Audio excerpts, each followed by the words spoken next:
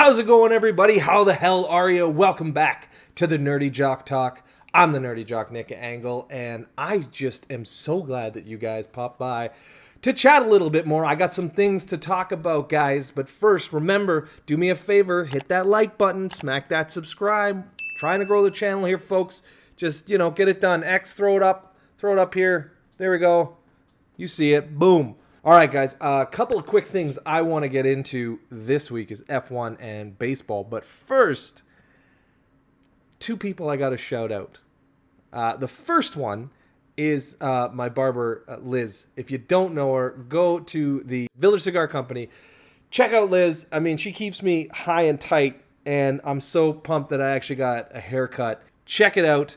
And you can't bring your kids. I've tried to finagle that, and it didn't work. But doesn't matter. Go check her out.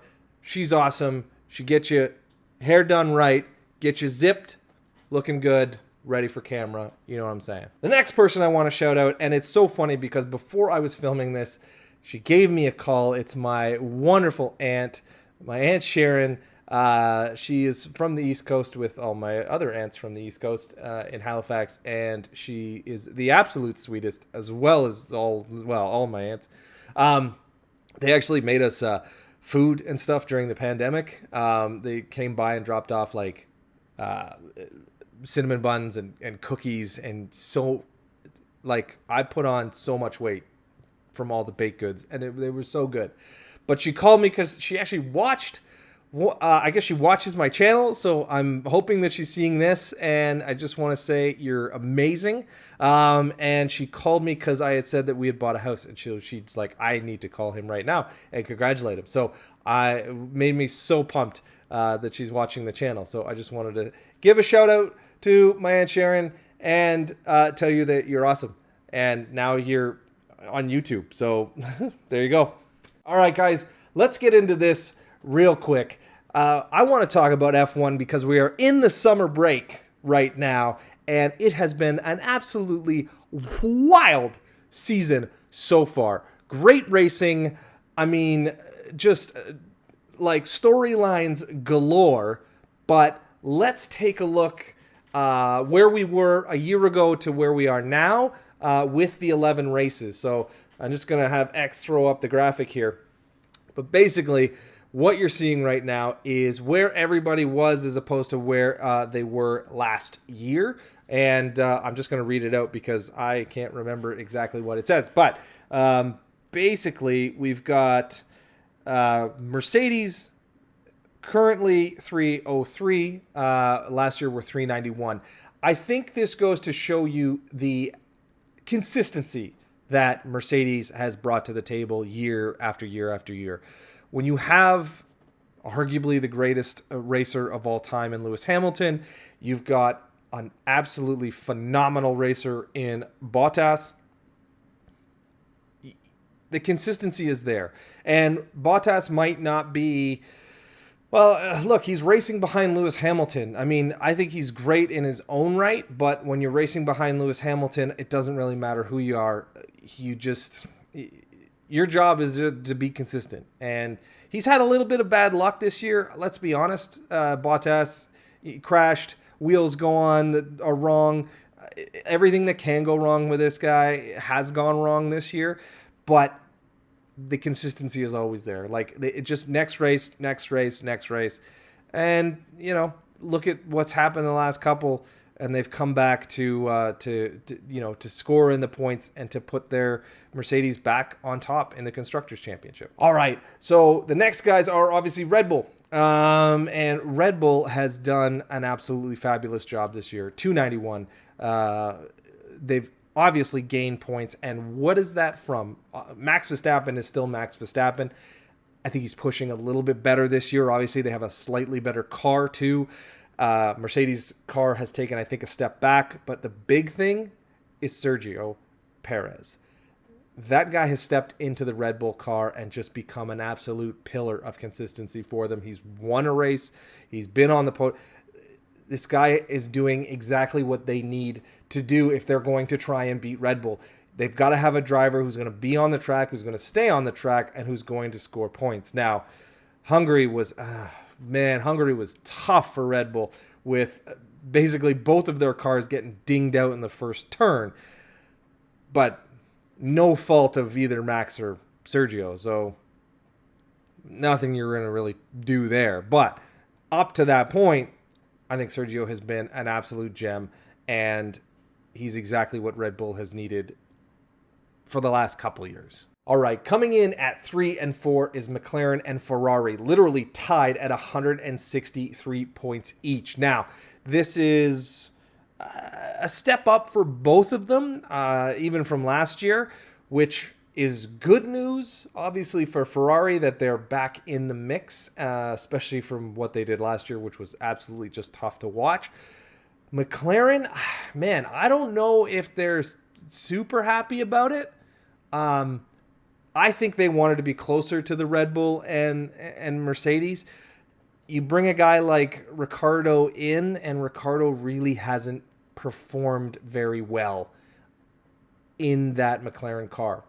To be fair, it is a tricky car to drive, but you're expecting him to figure it out a lot sooner than he has. Now, with the break, maybe that gives them a little bit of time. Maybe they come back a little bit stronger because they are ahead of where they were last year, obviously.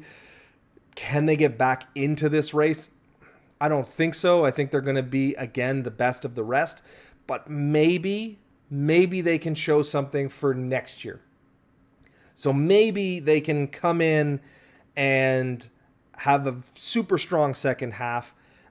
If Lando, look, he's third in the Drivers' Championship right now. If Lando can keep pushing and maybe stick his nose into that Drivers' Championship a little bit, stick his nose into the second Red Bull and the second Mercedes, get in there a little bit, Ricciardo stepping up as well, I think then McLaren may be able to at least get a little bit closer, have a really nice showing. I think Ferrari just needs to be ecstatic at where they are. I don't think they've got the pace of the car to really get over the McLaren hump. But who knows? I mean, it's still racing at the end of the day, and anything can really happen. Just look at Hungary. And what do we got? We got Belgium, the Belgium Grand Prix coming up next at Spa. By the way, really crazy story. The person who manages and runs Spa, this lady got murdered by her husband like a week ago. Just wild story. Check it out if you haven't seen it. But Spa is coming up. The Belgian Grand Prix. Again, a long run to the first turn. We saw what happened in Hungary. That might happen again.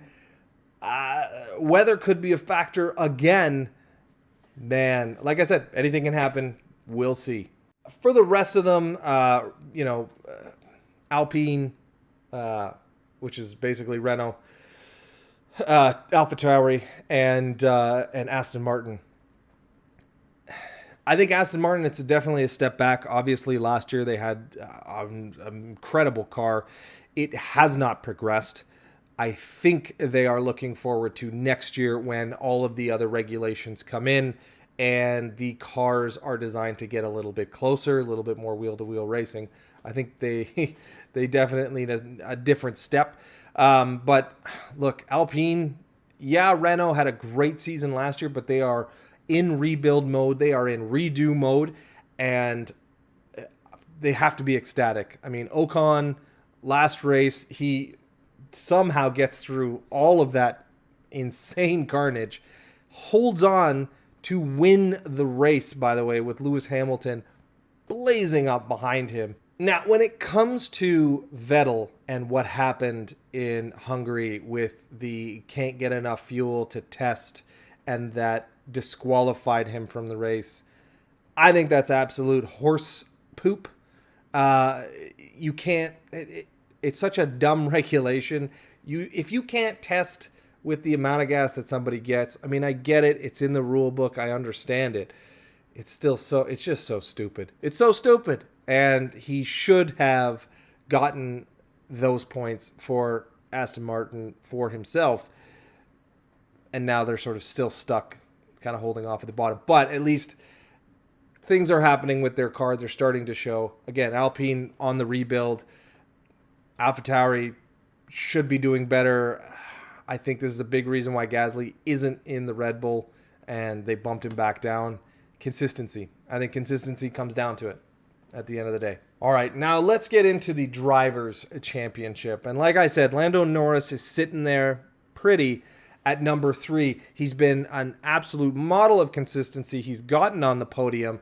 But then you look at the two guys at the top in Max and Lewis.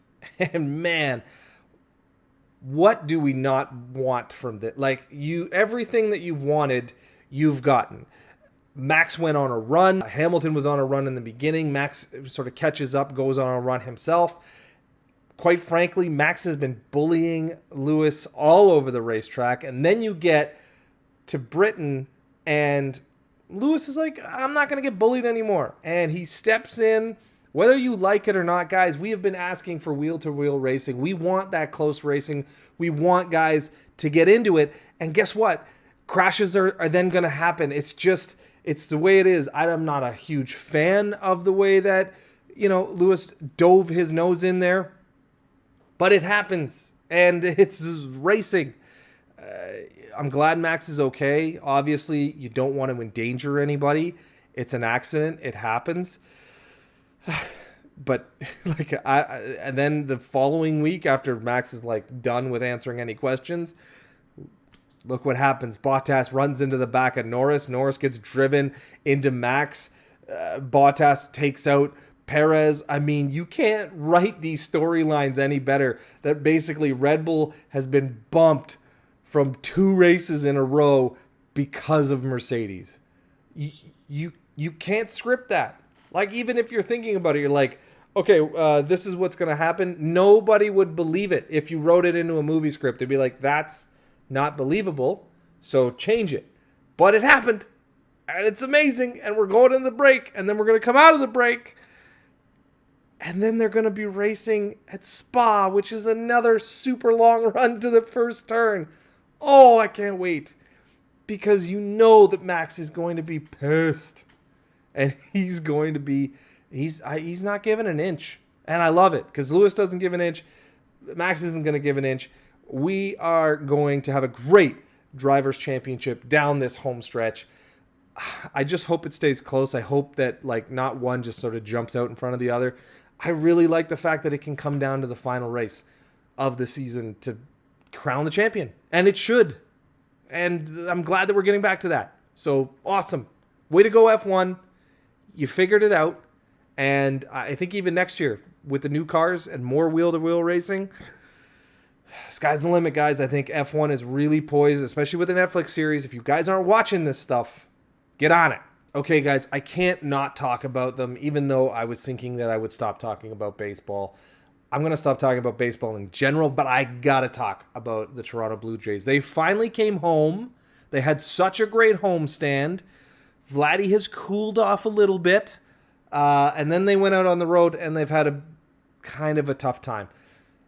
Not the end of the world. It's baseball. It happens. This is 162 games. So you get runs, and then you have lapses. Now, they need to stop that and get going again. But here's really what I want to look at, and that is the MVP race, because I think we've all kind of established that it's Shohei Ohtani or it's Vladimir Guerrero Jr., right? It is these two guys. And every way you look at it, they are right now the shiny new things in baseball. However, there are some issues with the idea that Shohei Ohtani should get it over Vladimir Guerrero Jr., and here's why. Shohei Ohtani is winning in the home run category and the slugging percentage category. Vladimir Guerrero is number 2 in both of those. Then we look at everything else. And it's the same debate I was having with people when it came to Austin Matthews and Connor McDavid for the Hart Trophy in the NHL. You can't just be really good at one thing, which Austin Matthews was at scoring goals, and not be good at all the other stuff, which Connor McDavid is in assists and everything else. And he was very close on goals. In fact, I think he was number 2. So if you're number 1 in like 6 categories and you're number 2 in 1, and that guy who's number 1 in that one isn't even close in any of the others, yeah, the guy who's got more stuff is MVP. It just is. So let's go through it, shall we? I have a handy book, and I'm going to read it out to you because I don't memorize stats like some people do, and they're insane. Okay, so home runs, like I said, Shohei Ohtani 1, Vladimir Guerrero 2. Hits, Vladimir Guerrero number 4, Shohei Ohtani 53.